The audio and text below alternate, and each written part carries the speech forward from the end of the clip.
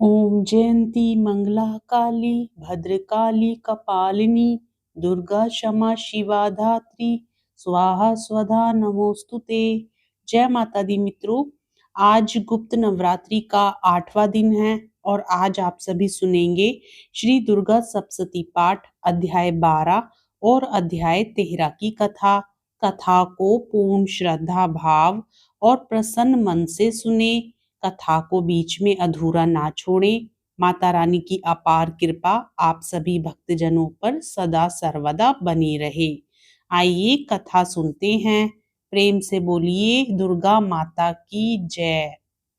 12वें अध्याय की कथा में देवी के चरित्रों के पाठ का महात्म्य आप सभी आज सुनेंगे।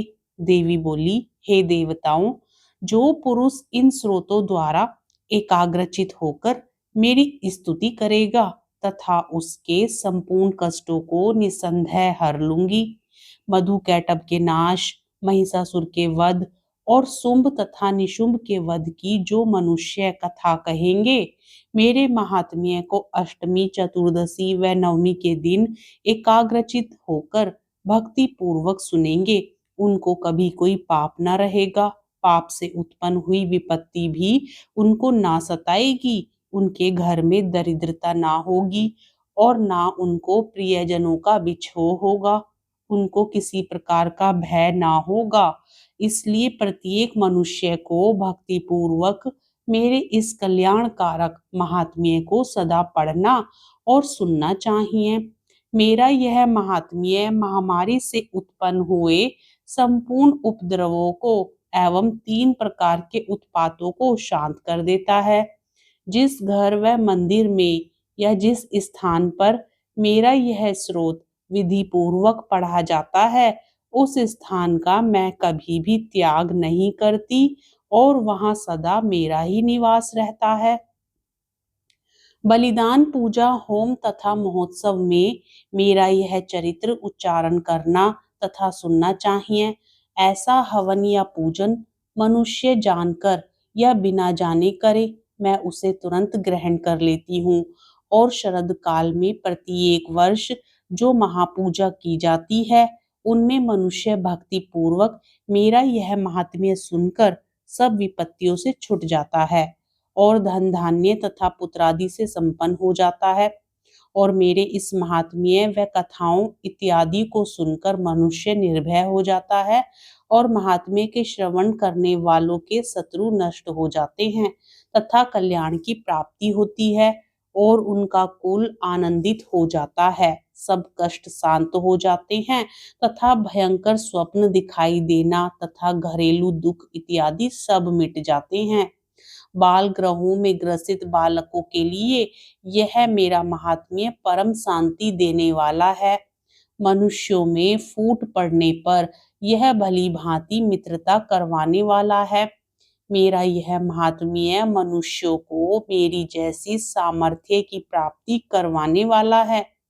पशु, पुष्प, अर्घ्य, धूप, गंध, दीपक इत्यादि सामग्रियों द्वारा पूजन करने से, ब्राह्मण को भोजन करा के, हवन करके, प्रतिदिन अभिषेक करके, नाना प्रकार के भोगों को अर्पण करके और प्रत्येक वर्ष दान इत्यादि करके जो मेरी आराधना की जाती है और उससे मैं जैसी प्रसन्न हो जाती हूँ, वैसी प्रसन्न मैं इस चरित्र के सुनने से हो जाती हूँ।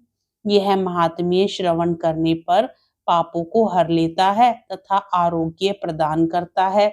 मेरे प्रादुर्भाव का कीर्तन दुष्ट प्राणियों से रक्षा करने वाला है। युद्ध में दुष्ट दैत्यों का संहार करने वाला है। इसके सुनने से मनुष्य को शत्रुओं का भय नहीं रहता। हे देवताओं, तुमने जो मेरी स्तुति की है अथवा ब्रह्मा जी ने जो मेरी स्तुति की है, वह मनुष्यों को कल्याणमयी बुद्धि प्रदान करने वाली है। वन में, सूने मार्ग में अथवा दावानल से घिर जाने पर, वन में चोरों से घिरा हुआ या शत्रुओं द्वारा पकड़ा हुआ, जंगल में सिंहों से, व्याघ्रों से या जंगली हाथियों द्वारा पीछा किया हुआ, राजा के क्रुद्ध हो जाने पर, मारे जाने के भय से, समुद्र में नाव के डगमगाने पर, भयंकर युद्ध में फंसा होने पर, किसी भी प्रकार की पीड़ा से पीड़ित, घोर बाधाओं से दुखी हुआ मनुष्य मेरे इस चरित्र को स्मरण करने से तुरंत संकट से मुक्त हो जाता है। मेरे प्रभाव से सिंह, चोर या शत्रु इत्यादि दूर भाग जाते हैं और पास नहीं आते।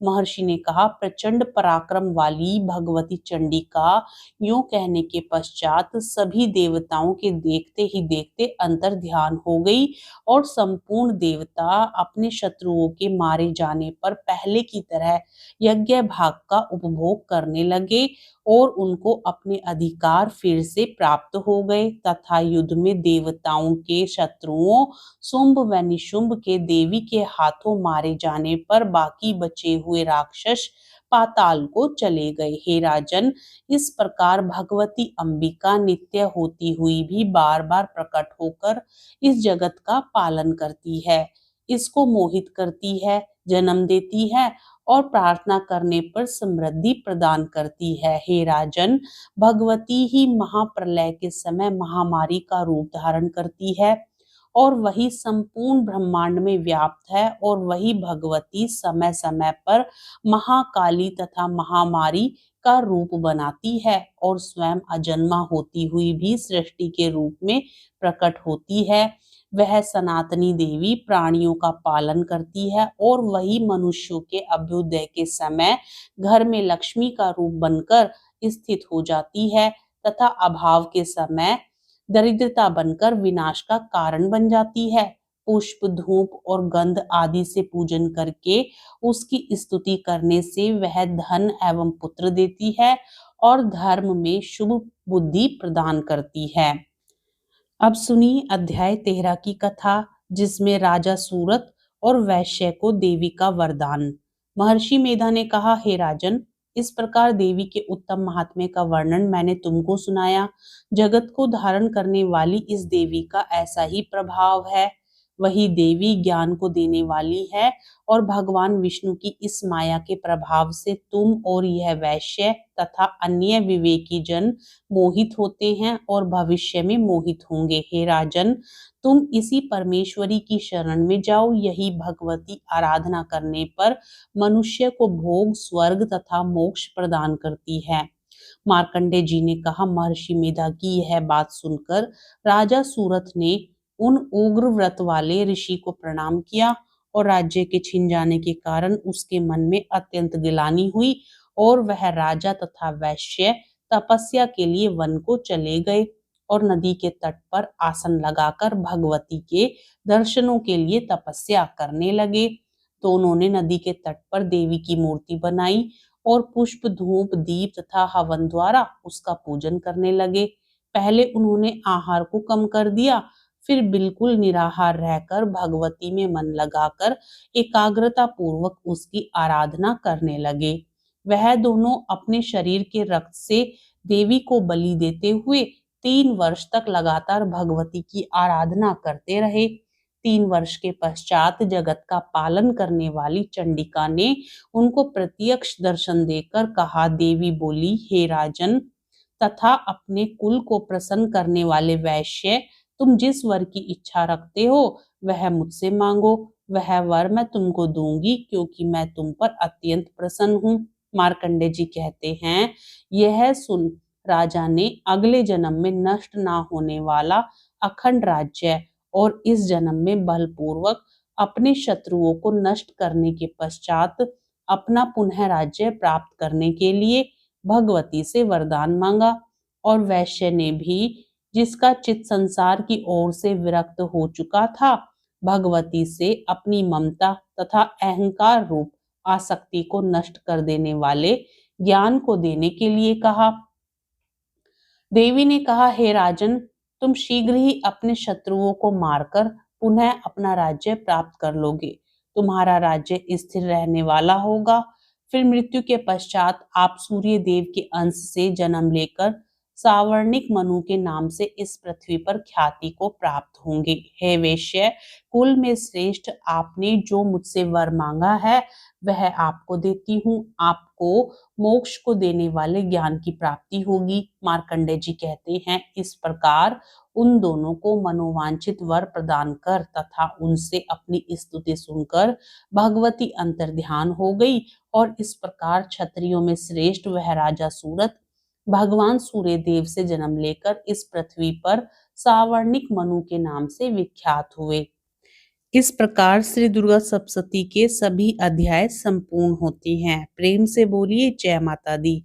मित्रों, श्री दुर्गा सप्तशती के संपूर्ण पाठ को सुनने के पश्चात संपूर्ण फल की प्राप्ति के लिए आपको सिद्ध कुंजी का श्रोत और श्री सूक्त पाठ का श्रवण भी जरूर सुनना चाहिए।